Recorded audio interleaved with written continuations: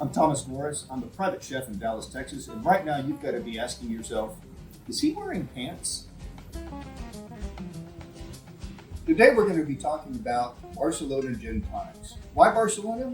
Because every bar in Barcelona has its own specific mixture of gin and tonic, whether it's the brand of gin they use, the ingredients they use, the tonic water they use. We're going to be doing two of them today. One of them uses oranges, the other one uses strawberries.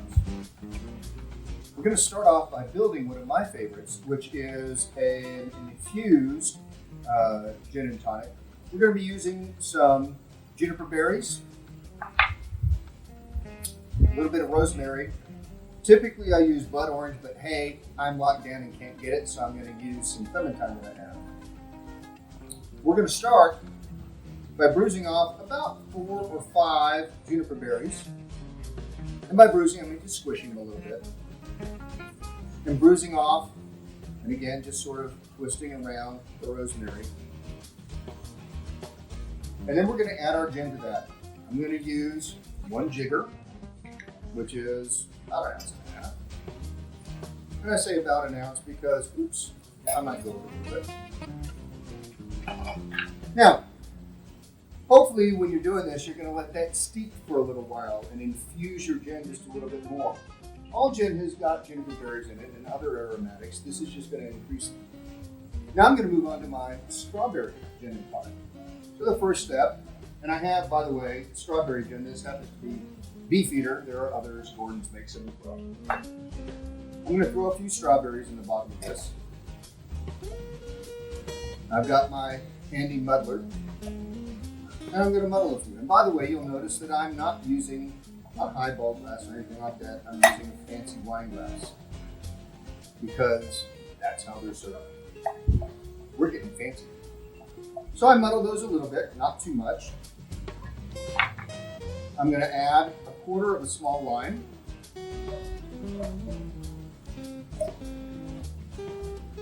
And now I'm going to return to my previous. Add the lime to that. And add my gin to my strawberry gin and tonic.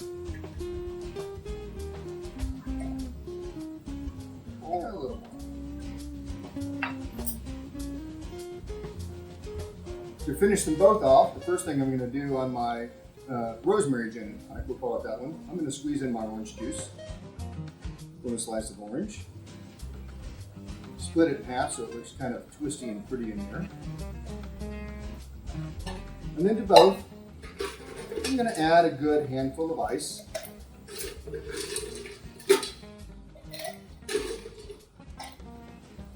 To my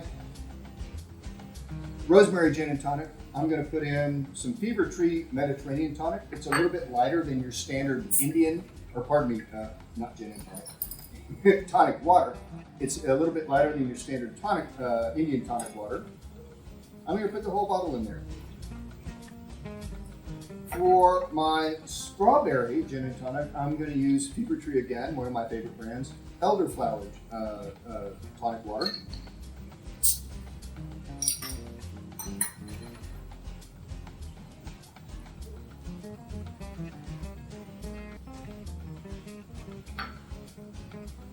And now we have 2 Barcelona gin tonics. Enjoy your next happy hour.